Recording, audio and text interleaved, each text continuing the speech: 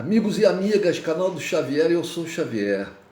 Gente, vocês viram aí a condenação que o Deltan Dallagnol sofreu por parte do STJ com relação ao PowerPoint que ele apresentou na entrevista coletiva que ele deu para justificar midiaticamente a condenação às investigações, o envio dessas investigações com o parecer de culpado da Procuradoria para a Justiça, né?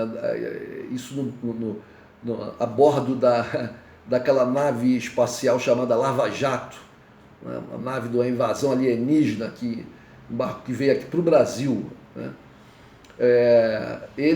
O Dallagnol tem feito críticas muito pesadas aos ministros do Supremo Tribunal de Justiça, dizendo, ele deu uma entrevista recente para a CNN, dizendo que existe um conluio do sistema, né, que favorece os corruptos e desfavorece e prejudica aqueles que, como ele, lutaram bravamente contra a corrupção.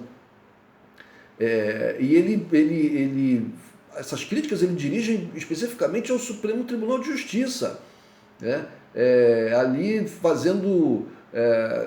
deixando assim uma ideia, né? Fazendo suposições bem disfarçadas, mas, né? Dando a entender que esse sistema que ele nomeia aí incluiria ministros do STJ. Por outro lado também, ele disse que conseguiu o dinheiro para pagar essa indenização de R$75 mil. Primeiro, ele na entrevista da CNN fala que é um absurdo, porque ele tem que tirar esse dinheiro da vida dele, do patrimônio dele, dos filhos dele, da família dele, né? Mas ele disse que depois conseguiu esse dinheiro, porque até acima, 120 e poucos mil parece, porque pessoas aí descobriram o CPF dele e começaram a fazer depósitos.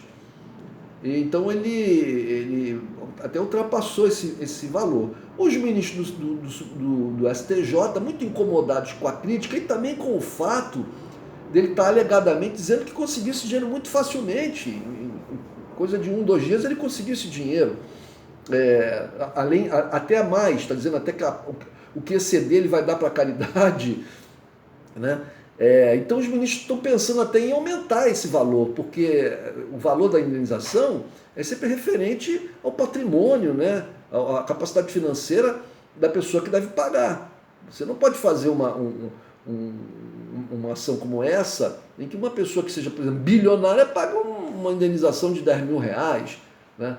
Veja bem, a questão do PowerPoint foi um escândalo, um verdadeiro escândalo. Por que razão? Primeiro, porque promotores de justiça, né, qual é a função do promotor de justiça? É fazer uma investigação sobre crimes objetivos, questões específicas, né, e enviarem isso para a justiça. A função do promotor não é fazer um circo.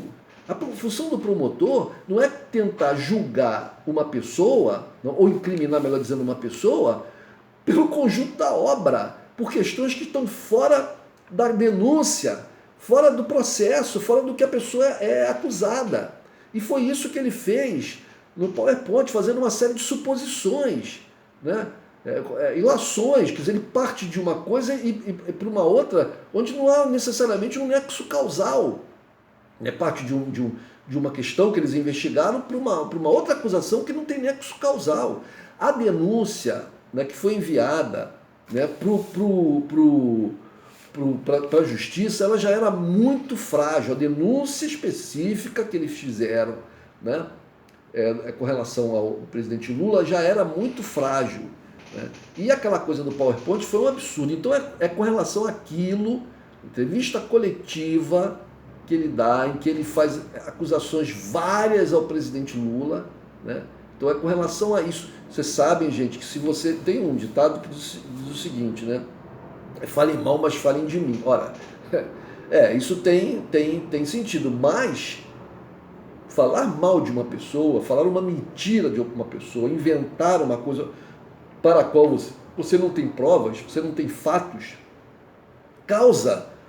aquilo cola na pessoa, e mesmo que depois se descubra que aquilo era uma mentira, muita gente não vai ter acesso a essa segunda informação de que é uma mentira, né? E aquela primeira informação falsa vai ficar colada na pessoa. Então isso desmoraliza a pessoa, isso acaba o que a pessoa representa numa sociedade, como ela é conhecida, né?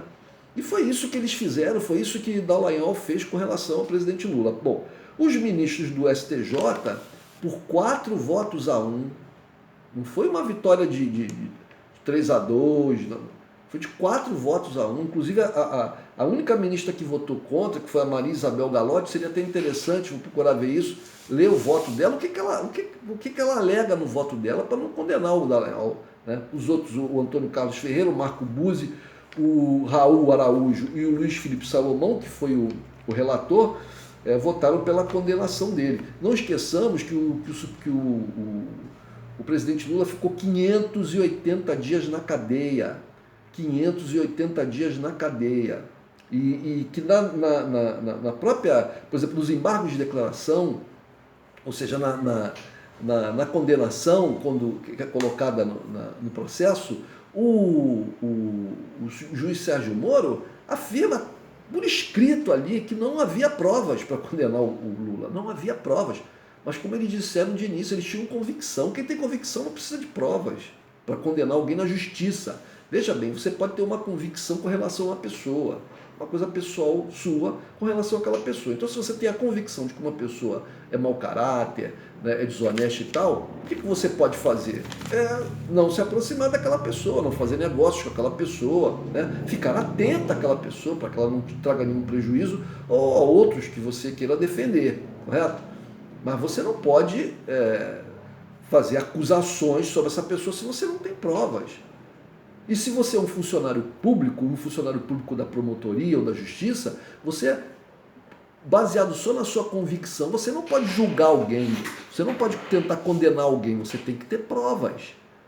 Correto, gente? Então, o que acontece é que eles fizeram um esquemão, a Lava Jato foi um grande esquemão corrupto, que tinha objetivos políticos. O primeiro objetivo político deles era varrer a esquerda, né, e favorecer grupos de direita, principalmente o PSDB. Isso está bem claro. Isso está bem claro. Qualquer um que se debruce sobre as investigações a respeito da Lava Jato, né, vai descobrir como eles tinham uma afinidade grande com os setores do PSDB. Então,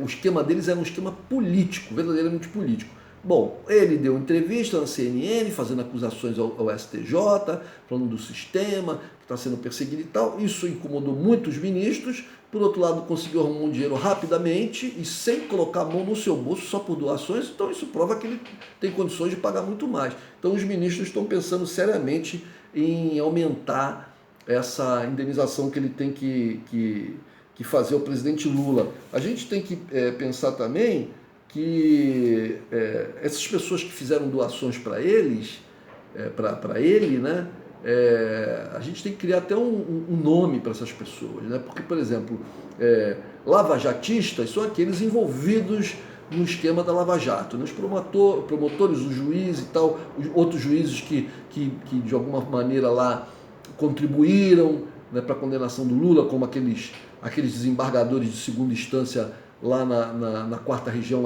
lá no Paraná, né? A gente sabe que existem aí indicações muito fortes, inclusive o Dallagnol, na entrevista do CNN, cita, né, claramente o nome do Luiz Roberto Barroso, o ministro do Supremo Tribunal Federal, que é um defensor da Lava Jato e que dava muitos conselhos para eles, né? Luiz Roberto Barroso, que alguns dizem que era o homem da Globo, que trabalhava para a Globo, né? E a Globo também foi uma defensora muito forte da Lava Jato, só parou de defendê-los, Sérgio Moro, os procuradores e tal, quando a coisa virou lama, ou melhor, quando a lama veio à superfície, porque antes ela estava coberta com um tapete vermelho, mas quando ela veio à superfície, aí eles tiraram o pezinho da lama, né? A Globo que sempre faz isso.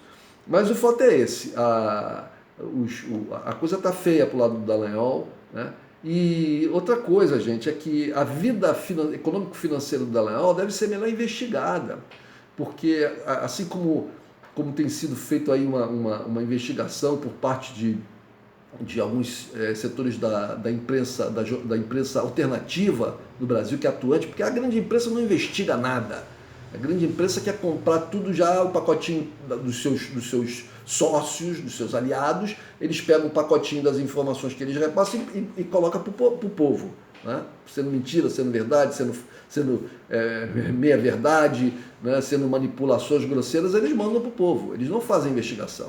Assim era na Lava Jato. Né? Volto a dizer, foi necessário, nem sei se eu falei isso nesse vídeo ou se eu falei em outro, porque eu já falei várias vezes sobre essa questão da Lava Jato, mas foi necessário que um hacker, né?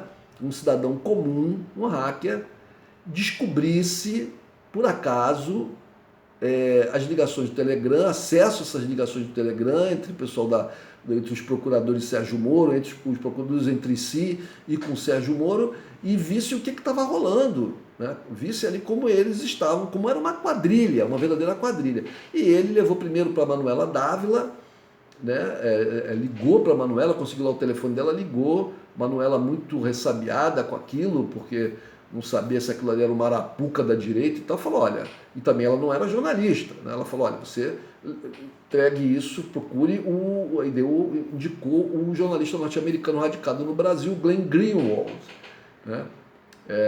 Do Intercept Brasil na época, e que começou que tinha experiência nesse tipo de coisa, porque já tinha lá nos Estados Unidos trabalhado com a questão do Snowden, aquele agente secreto americano que vazou informações do governo americano.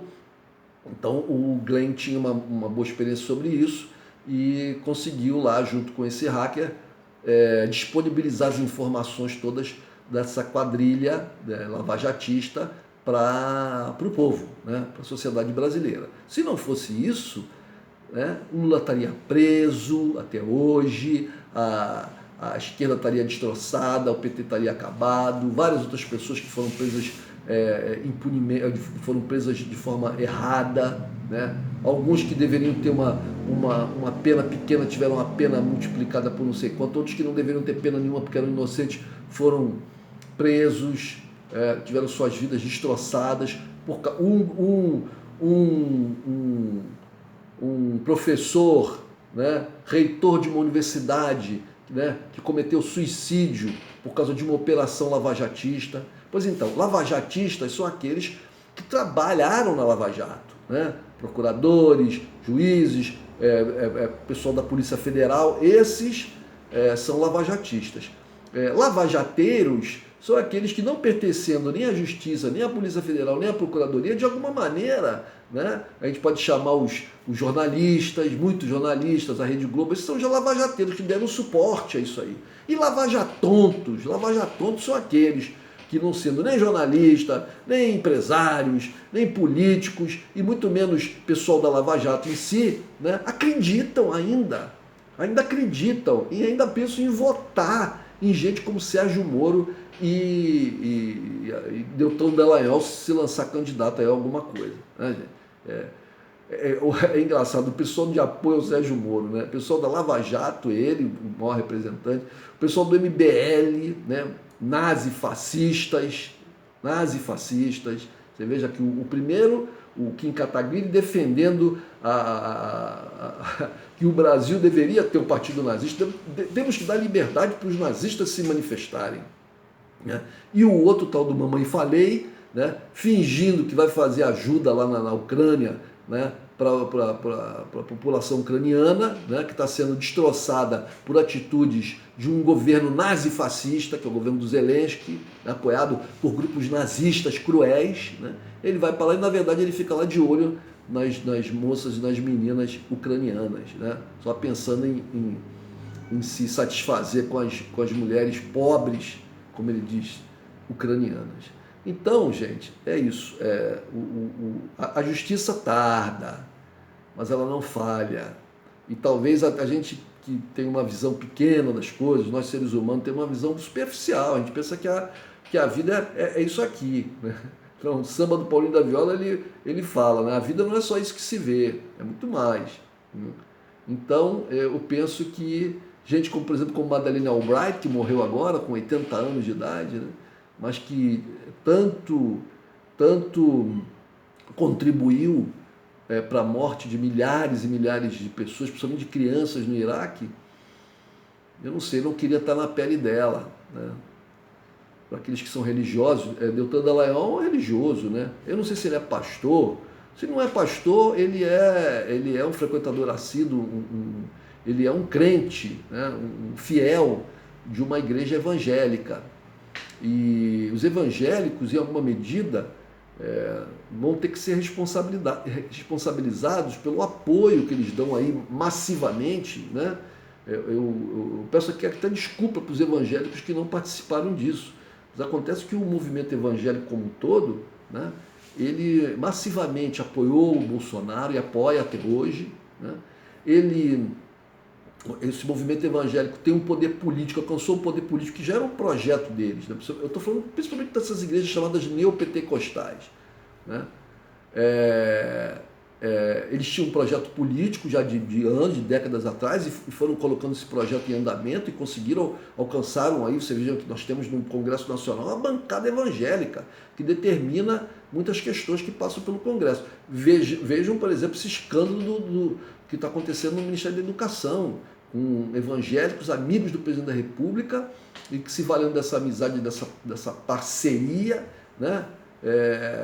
Cobram propina de até 1 quilo de ouro para poder liberar recursos que não caberia a eles, mas eles têm uma influência tão grande que chegam junto aos prefeitos e fazem essas propostas absurdas, né? Depois o Bolsonaro diz que no governo dele não tem corrupção. Não esqueçamos que Sérgio Moro foi ministro do governo Bolsonaro e só saiu porque o Bolsonaro detonou ele, porque sentiu que ele podia ser um rival, né?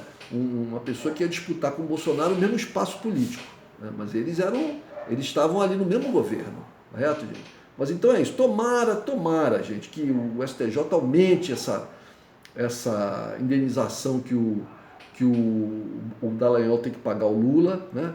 E que sejam feitas investigações mais profundas a respeito da postura de todos os servidores públicos envolvidos nos esquemas de corrupção, de desvio que a Lava Jato cometeu, né? E que eles sejam todos punidos. É isso que eu desejo, é isso que eu acredito. Eu acho que muita gente nesse país acredita assim também. Tá bom, gente? Um abraço.